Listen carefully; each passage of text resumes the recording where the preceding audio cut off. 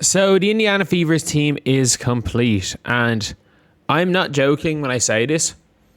I don't know if the Indiana Fever even used their last development slot. It's actually that crazy. So the Indiana Fever posted all their players by numbers. They did a whole thing introducing their squad.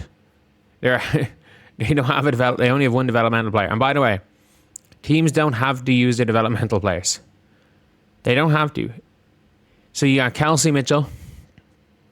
So you got their full team. And it's Kelsey Mitchell, who is, one of the best shooting guards in the league. One of the best pure scorers in the league. And I mean it. Like, could be an old WNBA player again this year. Yeah, MAJ. On her contract, an absolute bargain. She does some crazy shit. She does some great shit. This is a player now where the Fever have the luxury of benching her if she starts doing mad shit. The Fever have that luxury, whereas the Dallas Wings didn't last year. They didn't have the depth to, when she thought she was Giannis, take her off the floor. The Fever have that luxury because when Maisha Hines-Allen is at her best, she's really good. It's just how often she's at her best is diminishing every single year. But she is basically Natasha Howard. Is going to give you 5 good games a year, 5 all-around elite games a year, 5 all-around elite awful or all-around awful games a year, and the rest of the games on a possession by possession, they're a roulette wheel. And one possession they could make a play that makes them look like an all-star. The next possession they could travel for when they have an open layup. Then we have Raven Johnson here at number 3. Raven Johnson, or who's the number 3? Raven Johnson, the perfect quintessential glue player, the perfect role player. Someone that I wasn't a fan of the Fever drafting at the time because of Ty Harris, but in hindsight, looks to be a really good player. Looks to be a really, really good player and could be a steal in the draft. Like, to get a player at 10 that might come into your rotation immediately and push for a starting spot on a good team, you can't ask for more. Aaliyah, best center in the league if you consider AJ power forward. Second best center in the league if you consider AJ center. One of the 10 best players in the league. I have her projected to be one of the 5 best players in the league this year. She might be the best player on this team. You don't hate that. Like, that's not a crazy statement to make. Sophie Cunningham, shooter. Decent enough defender, shooter. Connected piece. Perfect player to have on a pretty good contract. Lexi Hull. She better start hitting shots. And this is the one thing that really annoys me when people talk about Lexi Hull. They're like, oh, her 3-point percentages have been good. Lexi Hull has prolonged hot streaks and prolonged cold streaks. Like, she goes through 10-game periods where she shoots 60% from 3. And then she'll go through 10-game periods where she shoots 16% from 3.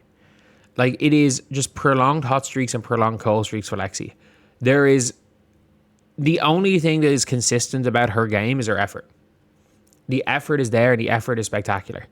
I got to give credit where credit's due. The effort's absolutely spectacular for Lexi Hull.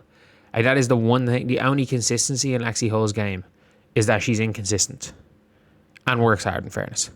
But yeah, obviously going to make the roster. Demiris Dantas should not be on this team.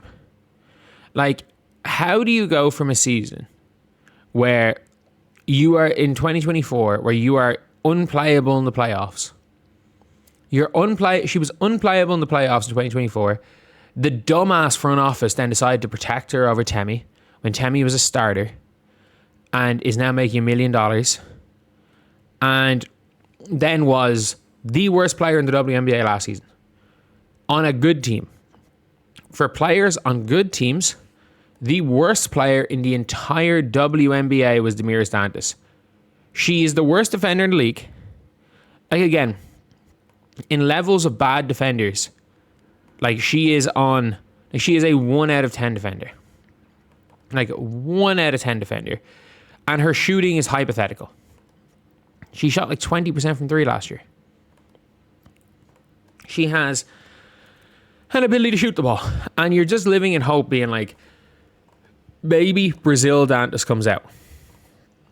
Maybe Brazil Dantas comes out. When she gets the ball in the post, she has a nice Dirk fade. I guess I'll say something positive. And she hit a couple of shots to beat Dallas one year. But her being on the roster and having a guaranteed spot on the roster is not good. Justine Passat.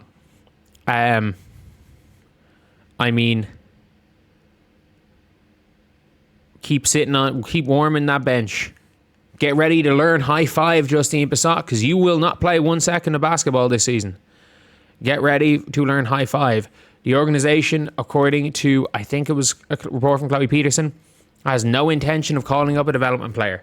Unlike some teams, which is why I think people have gone to the Mercury, so I Suarez signed for the Mercury, there is a pathway for a developmental player to make that team. As far as I'm aware, the Indiana Fever have no intention of calling up a development player.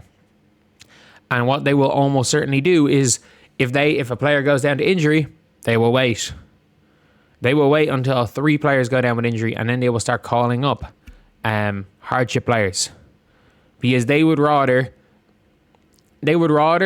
not call up a dev player to fill in an injury, and they would rather wait until they have so few players they can call up a random washed vet from the street. And I understand that worked out for them last year, but like, the more teams there are in the WNBA, the less good hardship players there are. KK Timpson surprised me in preseason. Her awareness is like, it's gone from 0 out of 10 to like 2 out of 10. I subjected myself to watching her play in Europe. I watched every single game, and she looked like she didn't know how to play basketball.